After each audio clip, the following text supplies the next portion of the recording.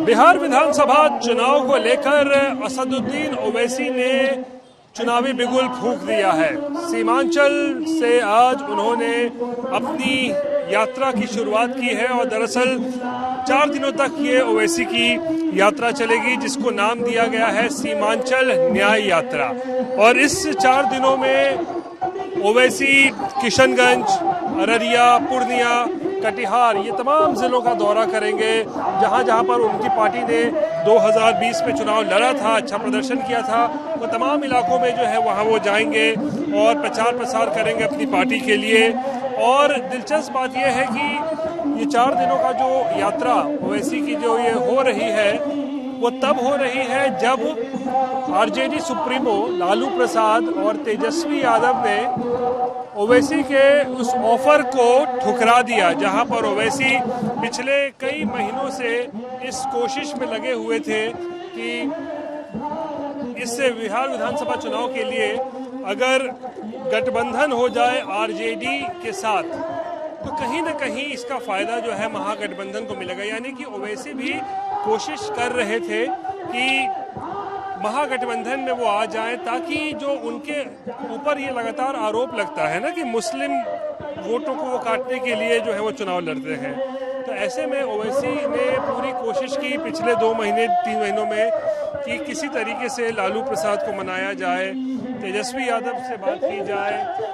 पत्र भी लिखा गया था आरजेडी को, लालू प्रसाद को पत्र लिखा गया था कि भाई हमें ये कोशिश करनी चाहिए कि सेक्युलर वोट बटे नहीं, मुसलमान वोट बटे नहीं। इसीलिए ओवैसी चाहते हैं कि उनकी पार्टी का जो गठबंधन है वो आरजेडी के साथ हो जाए, वो भी महागठबंधन किसमें शामिल हो जाए। लेकिन ऐसा जब नहीं हुआ तो उसके बाद कह सकते हैं कि ओवैसी ने आखिर ये समझ लिया कि आरजेडी के तरफ से कुछ जो है पॉजिटिव जो है वो मिल नहीं रहा था, सकारात्मक जो है वो जवाब नहीं आया। तो आज से ओवैसी ने सीमांचल की यात्रा शुरू कर दी है, सीमांचल न्याय यात्रा। और इस यात्रा के जरिए अगले 4 दिनों में वो तमाम मुस्लिम बहुल क्षेत्रों में दौरा करेंगे और सीमांचल के जो मुद्दे हैं, जो बड़ी बड़ी बातें हैं, उसको लेकर जो है वो लोगों के बीच जाएंगे। और याद रखिए 2020 के जब बिहार विधानसभा चुनाव हुआ था तो यहाँ पर भी ओवैसी ने बिहार में तकरीबन 20 सीटों पर चुनाव लड़ा था और 5 उनके विधायक जीते थे। और जिस धमक के साथ उनके पार्टी के 5 विधायक जीते थे, तो कहीं न कहीं ओवैसी ने बिहार की राजनीति में भी दस्तक दे दी थी कि अब AIMIM भी जो है वो बिहार में एक ताकत के रूप में सामने आ गई है। हालांकि कुछ ही महीनों के बाद उनके पार्टी के 4 जो विधायक थे वो पार्टी छोड़कर आरजेडी में शामिल हो गए थे। और हम इस वक्त दरअसल मौजूद हैं किशनगंज जिले के पोठिया विधानसभा में। और पोठिया विधानसभा अंतर्गत ये डामुलबाड़ी इलाका है और यहाँ पर भी ओवैसी की यात्रा का जो है एक पड़ाव है, जहाँ पर वो थोड़ी देर में यहाँ पहुँचने वाले हैं। और यहाँ ओवैसी को देखने सुनने के लिए आप देखिए भारी संख्या में जो है वो लोग यहाँ मौजूद हैं, खासकर मुस्लिम समाज के जो लोग हैं और उससे भी कह सकते हैं खासकर युवा वर्ग, जो युवा है उसमें जो है ओवैसी को लेकर जबरदस्त कह सकते हैं एक क्रेज जो है वो पिछले कुछ वर्षों में देखा गया है। और इसी के लिए आज फिर जब ओवैसी आज किशनगंज पहुंच रहे हैं तो यहाँ पर हम देख सकते हैं कि युवा जो है वो काफ़ी संख्या में यहाँ पर मौजूद हैं और कोशिश हो रही है कि किस तरीके से मुस्लिम मतदाताओं को जो साधा जाए। AIMIM के नेता भी एक हमारे साथ मौजूद है। इधर देखिए, क्या नाम हुआ आपका? इशाक आलम। इशाक आलम। इशाक भाई, आप प्रदेश कोषाध्यक्ष भी हैं, चुनाव भी इस बार, आप इधर जरा सा घूम जाइए, कैमरे की तरफ जरा देखिए। और इस बार आप चुनाव भी लड़ना चाह रहे हैं, ये बताइए क्या माहौल है इस वक्त सीमांचल में? क्योंकि आपकी पार्टी ने आरजेडी से गठबंधन की बहुत कोशिश की लेकिन वहाँ से कोई जवाब नहीं मिला। देखिए, हम लोग तो चाहते थे कि वोटों का बिखराव नहीं हो और सीमांचल ही नहीं बल्कि पूरे बिहार में हम लोग सब मिलजुल करके भारतीय जनता पार्टी के अगेंस्ट में खड़ा होकर के लड़ाई लड़े। लेकिन कांग्रेस और आरजेडी के लोगों ने कभी भी इस पर पहल नहीं की और हम लोगों ने बार बार पहल की, मौखिक कहा, लिखित कहा और जब उन्होंने इग्नोर कर दिया कि लिखित भी वो नहीं, उनको नहीं मिला है, तो हम ढोल बाजे के साथ पहुंच गए। तो आप बताइए कि और हम किस तरह से जाना चाहते हैं। देखिए, हमारा जो एक ही सोच है कि भारतीय जनता पार्टी के खिलाफ में हम सबको मिल करके, चूंकि सीमांचल की आज़ादी के 78 साल बाद भी सीमांचल का और खास करके किशनगंज में हम लोगों ने झोली भर भर के आरजेडी और कांग्रेस के लोगों को वोट दिया, लेकिन कभी भी हमारे इस इलाके के लिए ना आज तक डिग्री कॉलेज, आप बताइए कि पूरे जिले में 2 डिग्री कॉलेज है, मात्र 2 डिग्री कॉलेज सरकारी, और वो भी सरकार के द्वारा नहीं है, वो यहाँ के लोगों के द्वारा डोनेटेड डिग्री कॉलेज है। कितने अफसोस की बात है, एक अच्छा हॉस्पिटल नहीं है। अगर कोई बच्चा हमारा एक्सीडेंट हो जाए तो हमको उठा करके ले आके उनको सिलीगुड़ी ले आना पड़ता है। किशनगंज में इलाज के लिए कोई अच्छा हॉस्पिटल नहीं है। शाह भाई, लेकिन देखिए सवाल ये उठता है ना कि लालू या तेजस्वी ने इसलिए भी ऑफर आपको ठुकरा दिया होगा, ये जानते हुए कि आप लोग तो बीजेपी की मदद करने के लिए आप लोग मैदान में उतरते हैं, तो ये केवल एक पब्लिसिटी स्टंट होगा कि आप मुस्लिम मतदाताओं या मुस्लिम वोटरों का बिखराव रोकना चाह रहे हैं। देखिए, ये तो उनसे सुनना चाहिए कि बीजेपी को हराना कौन चाहती है और बीजेपी को जिताना कौन चाहती है। हमारा सिर्फ एक मकसद है और सिंगल मकसद है कि हम सिर्फ और सिर्फ भारतीय जनता पार्टी के खिलाफ में बैरिस्टर असदुद्दीन ओवैसी जब से MIM आई है, आप बताइए कि किसी भी इतिहास के किसी भी एक पल में भी उन्होंने बैरिस्टर असदुद्दीन ओवैसी को कभी भी भाजपा के साथ में आप पाया है? आप भी हमेशा से वो बैरिस्टर असदुद्दीन ओवैसी चाहे पार्लियामेंट में हो, चाहे रोड में हो, चाहे सड़क में हो, चाहे NRC में हो, किसी भी मुद्दे का मामला हो, चाहे 3 तलाक का मुद्दा हो, चाहे वक्फ अमेंडमेंट बिल का मामला हो, हर मामले में बैरिस्टर असदुद्दीन ओवैसी भारतीय जनता पार्टी के खिलाफ में पार्लियामेंट से लेकर के ऊंची सदन से लेकर निचले सदन तक लड़ाई लड़ने का काम करते हैं। जो लोग भारतीय जनता पार्टी के बी टीम हमें बोलते हैं, मैं उन्हें आगाह कर देना चाहता हूं कि गुजरात दंगा जब हुआ था तो ये नरेंद्र मोदी और अमित शाह को जेल भेजना चाहिए था। कांग्रेस के लोगों को, उन लोगों ने तो उन्हें दूध पिला करके पाला और आज उनके सर पे सवार हो गए। इसलिए हम तो स्पष्ट कहते हैं कि कांग्रेस बीजेपी की बी टीम है, थी और रहेगी हमेशा। शुक्रिया। तो नेताओं की बात तो हो गई, कुछ युवा जो है उनसे भी थोड़ा बात करेंगे। था बाहर आइए, थोड़ी सा भीड़ कम कीजिए, तो आप लोग से भी बात करेंगे। थोड़ा सा बाहर चलिए, बहुत भीड़ मत कीजिए एक जगह पे। 2-4 लोगों से हम भी बात करेंगे। MIM के नेता कह रहे हैं इस बात को कि भाई हम बी टीम नहीं है, वो तो कांग्रेस है, वो बी टीम है। लेकिन कुछ जो स्थानीय लोग हैं उनसे भी, कैमरा आने दीजिए, बिना कैमरे के आप बोलेंगे कुछ दिखेगा भी नहीं। ये बताइए क्या नाम हुआ आपका? जी, तारिक अनवर। तारिक भाई थोड़ा सा तारिक भाई, ये बताइए किस तरीके का माहौल है इस बार सीमांचल में ओवैसी को लेकर? इस बार अल्हम्दुलिल्लाह जो 2020 का विधानसभा चुनाव था वहां पर MIM ने इतिहास रचा था, उससे कहीं ज्यादा इस बार पूरा माहौल एक तरफा है। बिल्कुल सर, इतिहास तो रच दिया, लेकिन चारों विधायक भाग गए। उन्हें खरीदा गया। अभी उन लोग की पोल खुल रही, किसी को 6-6 करोड़ में, 8-8 करोड़ में खरीदा गया है यहाँ पर, क्योंकि एक मुस्लिम क़यादत उभर रही थी और उभरी थी पूरी मजबूती के साथ। उसको खत्म करने के लिए लालू प्रसाद यादव और उनके बेटे तेजस्वी यादव ने पूरी साजिश के तहत, आपको जानकारी होगा सर, पिछले 6 महीने तक जब उन लोग को खरीदा गया, उनसे पहले 6 महीने तक उनके 6 आदमी किशनगंज में आके डेरा डाला हुआ था और पूरी ताकत लगा दिया था कि किसी तरह से मजलिस के विधायकों को खरीदा गया था, खरीदने के लिए, और वो खरीद के जो है यहाँ पर मजलिस को कमजोर करने की कोशिश की है।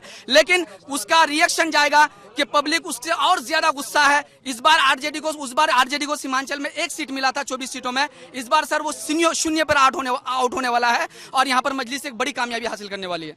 ये बताइए, चलिए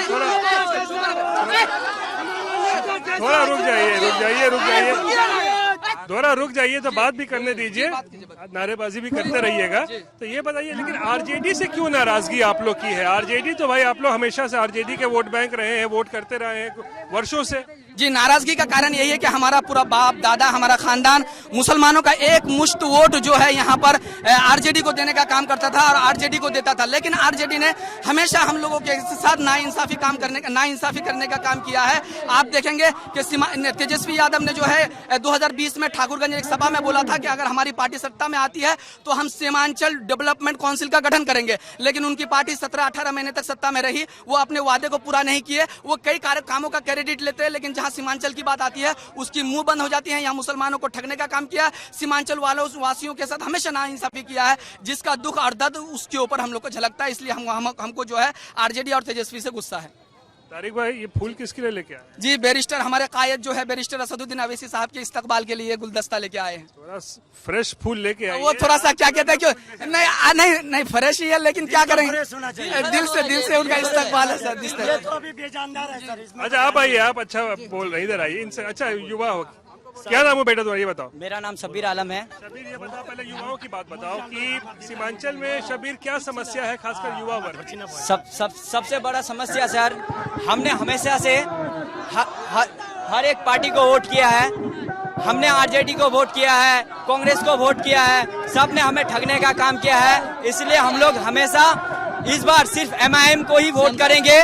और भी तो कहते हैं कि हम नौकरी दिए 17 महीने में और आगे भी नौकरी देंगे। सर सिर्फ मुसलमानों को हक नहीं मिलता है। मुसलमान अगर हक मांगता है तो उसे हक नहीं मिलता है। देखिए, हर पार्टी को अपने पार्टी में शामिल किया है, इंडिया अलायंस में शामिल किया है। यही पार्टी है जो एमआईएम को शामिल नहीं करना चाहते, क्योंकि एमआईएम पार्टी हर मजलूम की आवाज बनना चाहता है। एमआईएम को हक नहीं देना चाहता है। कोई मुसलमान कायद बनाना नहीं चाहता है बिहार में। अगर कोई मुसलमान क़यादत अगर बिहार में बड़ा चेहरा आता है तो उसे आरजेडी और कांग्रेस वाले और बीजेपी वाले सबको मिलके उसको दबाना चाहता है।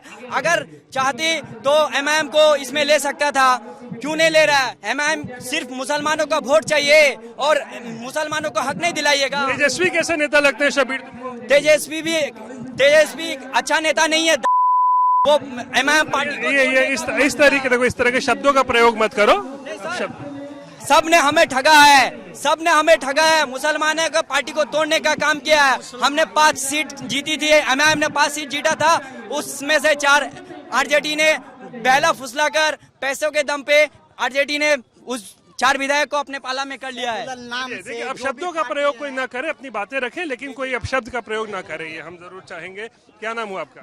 एमडी शम्स रजा नाम है। शम्स रजा। शम्स, ये बताइए, युवा हो, करते क्या हो? स्टूडेंट हो। स्टूडेंट हो, क्या पढ़ाई करते हो? मैं इंटर का कर रहा हूँ। इंटर की पढ़ाई कर रहे हो।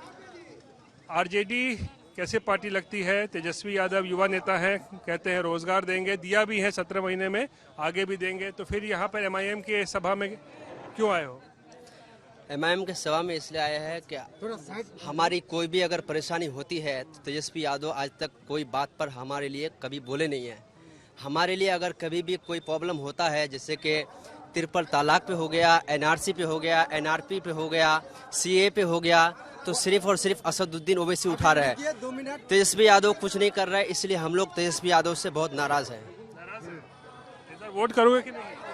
वोट तो तेजस्वी यादव को यहाँ के कोई भी नहीं करने वाले हैं। तो कुछ नाराजगी यहाँ पर जो है वो आरजेडी या तेजस्वी यादव से नजर आ रही है लोगों की, युवाओं की। लेकिन अब देखिए, देखना बेहद दिलचस्प होगा, क्योंकि ये जो सीमांचल का पूरा क्षेत्र है ना, ये दरअसल इस चीज को लेकर भी बड़ा चर्चा में रहा है पिछले कुछ दिनों में। ये घुसपैठ एक बहुत बड़ा मुद्दा यहाँ पर रहा है, क्योंकि प्रधानमंत्री नरेंद्र मोदी से लेकर केंद्रीय गृह मंत्री अमित शाह हो, पूरा जो एसआईआर की प्रक्रिया चली, वोटर वेरिफिकेशन, उन सब चीजों में घुसपैठ एक बड़ा मुद्दा सामने आया कि बाहरी लोग यहाँ पे आकर बस गए हैं।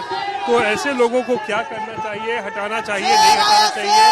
तो प्रधानमंत्री ने खुद आगे बढ़कर इसको कहा है कि घुसपैठ एक बहुत बड़ा मुद्दा बना हुआ है इस क्षेत्र में, और उन्होंने कहा कि घुसपैठियों को जो है किसी भी कीमत पर निकाला जाएगा बिहार से, और वोटिंग की जो पूरी प्रक्रिया होती है उसमें उनको शामिल नहीं होने दिया जाएगा। अब देखना ये होगा कि किस तरीके से ये सब तमाम चीजें होती हैं, लेकिन घुसपैठ है जो है एक बड़ा चुनावी मुद्दा कह सकते हैं, वो जरूर बन गया है इस बिहार विधानसभा चुनाव में, और खासकर सीमांचल के क्षेत्र में, जो कि मुस्लिम बहुल इलाका है।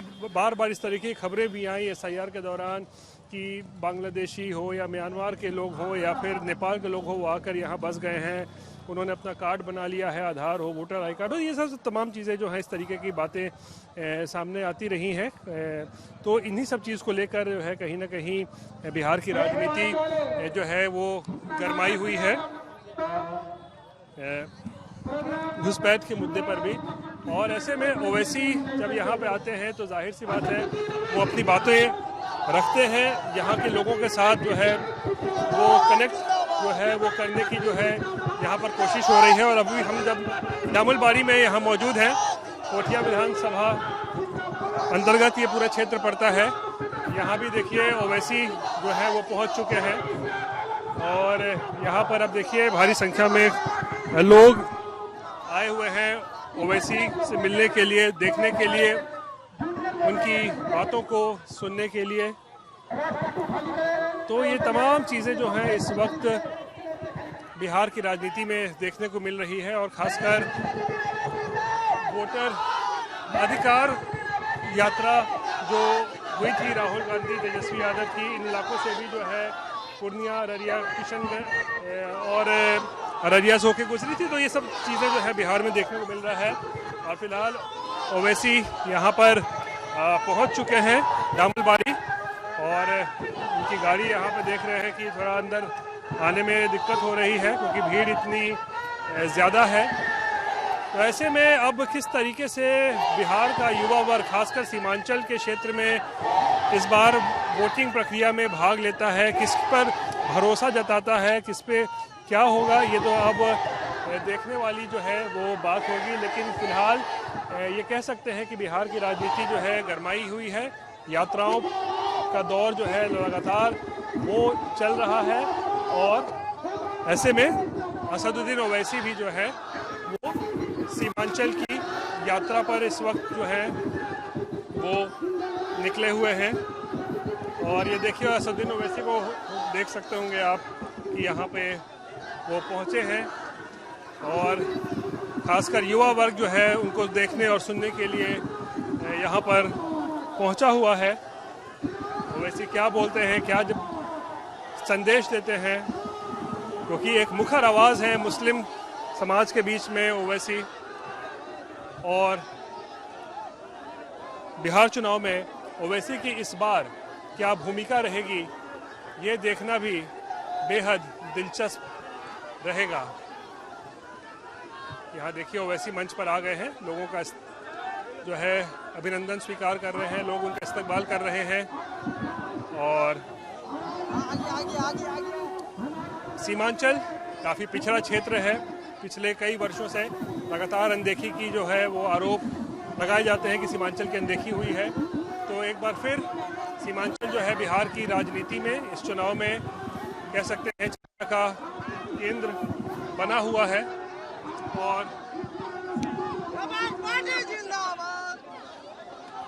और एक बार फिर आप देखिए कि ओवैसी भी इस बार की राजनीति में जो है बिहार चुनाव को लेकर जो है एक बार फिर एक्टिव हो गए हैं। कैमरा पर्सन दीपक कुमार के साथ रोहित सिंह, दामुलबारी, पोठिया, किशनगंज, आज तक।